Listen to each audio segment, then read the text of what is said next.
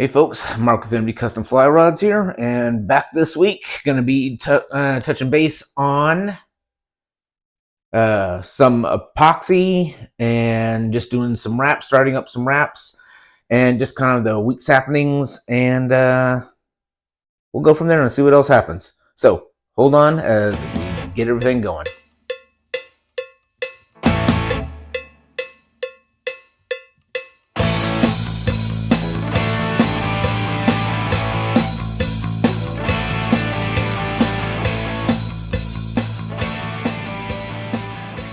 Okay, so just a quick thing on epoxy and setting up acrylic.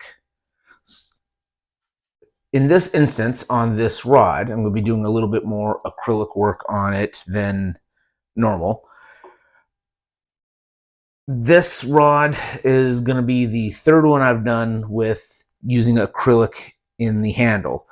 You've seen a lot of the work I've done, or if you follow the channel, you'll see quite a bit of the work that I've done with using wood in the base going into the grip or oil into the reel seat, as well as on the winding check. And just simply because I think, well, I know rods get a little bit more abuse on those two areas just because they're at the tip and at the base, and the cork will get torn up just a little bit more in those areas. By replacing it with something a little bit harder and that could take more abuse, it saves and gives it a nicer, and I think it gives it a nicer look, but it also saves and gives a uniqueness to the rod. So how does one do it with, or how do I do it with epoxy and acrylic? It's honestly not rocket scientist. Whenever I mix epoxy, I use these medicine cups. You can buy, or I bought, buy 1,000 of them for like $6, $8, which I use to mix my epoxy. I will usually use some of these, once again, disposable cups. They're, just the rod building craft cups that are aluminum. And is what I do is I mix my epoxy up into there, and if I'm doing a front winding check or something on there, I will go ahead and fill it up a little bit more, let it cure, let it harden, not just the 24 hours that they, on your epoxy, that they usually recommend. So follow the directions on your epoxy, but it'll just go a little bit longer on there. For spacers, like if you wanted to do spacers, I just fill a little bit on there, just kind of like these, and you end up making discs. So therefore you could go ahead and take and stack and then go through, and as I've suggested before, is make sure you pre-drill everything, because when you're trying to go through and drill a handle that has different size holes and different lengths and different depths, it's harder. When that drill bit catches, it just wants to twist and go at different rates. And I've had some mistakes that have ended up tearing up several of these grips or handles that could have easily been avoided if I just went ahead and pre-drilled. Because, as you go through, what your diameter on your rod blank is going to be. So I know on this is being, it's an 11-foot 4-weight, well, I'm sorry, an 11-foot 3-weight Euro rod. I'll just take, a quick measurement, and you'll know, and is what I personally do, I'm gun shy. This is telling me that I know this is going to be where the handle is going to be, sitting at, I prefer to use millimeters. It is 8.5 millimeters, so I'll use an 8mm drill to run through on those. That way I'll just shave off on the inside, just the normal sanding tool, just to get that extra 0.5 millimeter off. And then I can make sure it's perfectly custom fit on there. So better adhesion with your glue up, and it makes it much more of a sensitive rod as well. Now coloring, there's two ways to do it. You can go with a liquid dye. You can use mica powder, which is my preferred method, and you can get a different kit, 30 or 20 pieces of mica powder. They're commonly used for nails in the nail industry, for women to have their nails done. And a little bit in this thing right here will last a long time. It only takes a little bit to go on in, and if I know I'm going to be doing something a little bit more specific, a big jar like this will probably last me about 10 years, and it's not that expensive. I prefer going with mica powder over liquid because it mixes a little bit better and it doesn't throw off the liquid balances, because on your epoxies, when you go to mix it, you just got to be so perfect on your ratios. So one, always follow the mixing ratios on whatever epoxy you're using, because, and then as I said, this just doesn't throw it off, it just puts it in there, and then it also will give you a nice swirling type of effect, as you can see right here. And it will come up a little bit different. So sometimes you might have to, maybe before it completely sets on up, you can go do some swirls and you can do some different things in there. I wasn't too worried about this because this is going to be going into a grip, and we're just going to be looking for the colorization on the outside. And I don't know what that's going to be because it's all going to be set up and glued up together and run through the lathe. The only thing is remember, when you go to glue these up, make sure, one, I prefer drill, but sand them. You will need to get these sanded down so they have a good application. And then gluing on these, instead of using the normal wood glue, go through and use the clear Gorilla Glue. The adhesion with this will be a little better, or you can go with the 2-part epoxy of your choice. Either one is acceptable.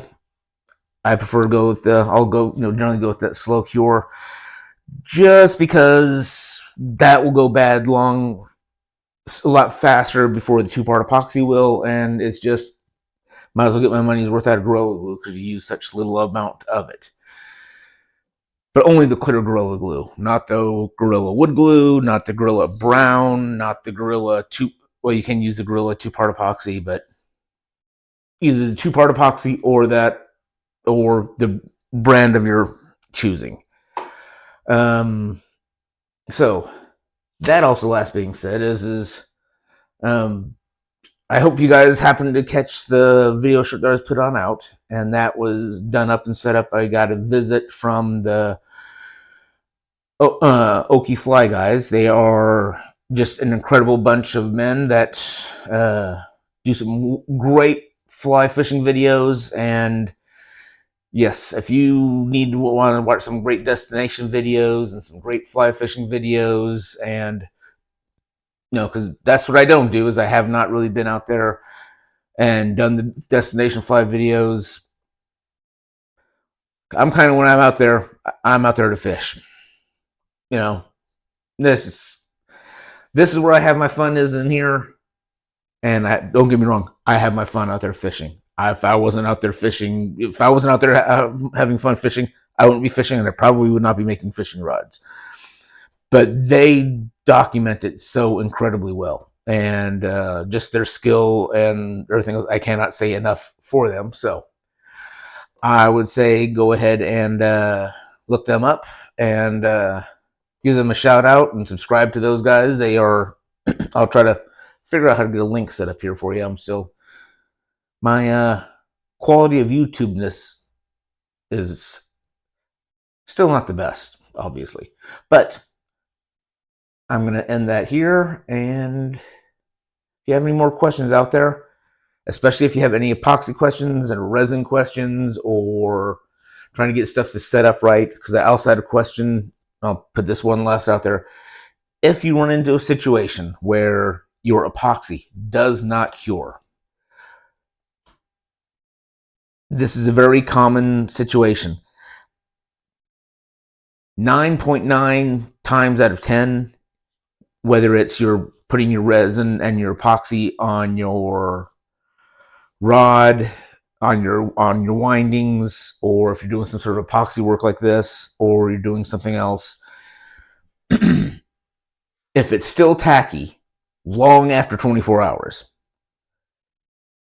your mix is off. And no matter how, and if somewhere in your thought, in your process is, I will add a little bit of extra, the part B, the hardener to it, to make sure it kicks and goes a little bit quicker. It does not. Odds are what you're feeling when you are feeling that tackiness and that wetness is the extra hardener. Epoxies are meant to be whatever ratio that they tell you to mix them at. Whether it's 50-50, 10-1, 4-1, follow it specifically. That's what they work optimal at. You can't speed them up. You can't slow them down, with the exception of temperature. If you need it to go kick faster, put it in a hotter room, put UV lamps on it. If you need it to go slower, work with it in a cooler area. And as it starts to get tacky a little bit, you need a little bit extra time, put a little bit of heat to it, and that will actually loosen it back up. And so you have a little bit more working time with it. Other than that, adding extra hardener or taking away hardener to make it do one or the other is going to do nothing but goo it up. That being said, if that does happen to you, the only way to really fix it is to, well, there's a couple ways. The way to fix it is to, one, you can go ahead and do a really, really light coat of epoxy. And this is where I would go ahead and do a small batch of epoxy, add a little bit of acetone to make it really thin. So it'd be 1 part A, 1 part A, and let's say we're going with a 50-50 mix, it's 1 part A, 1 part B, and I would add a 25% ratio of acetone to make it really, really thin. Let's do it, and then do another coat on top of it. That next coat on top of it is what you're doing, just making it seal up, and almost like and you guys have done fiberglass work, you're almost putting like that wax coat or that final coat on top of it, just to get it to seal up on the outside, which will eventually kick that off and get it cured. The next thing you can do, or the other thing you can do if it's really, really sticky, is you can take acetone and try to wipe as much as that off again, and then do another coat. Or you can just add, if you do need another coat on there anyway, if this is going to be your second coat, just go ahead and apply another coat as you should. That will also cure it as well. But remember, just follow the directions as they are. We've all been there. If you haven't been there, I hope you don't run into it, but there's a good chance eventually you will. So, that being said for this week, take friends and family fishing, take yourself fishing, check out the Okie Fly guys, and I'll post their link, and it'll be in the description as well. And hope to see you out on the water. Bye.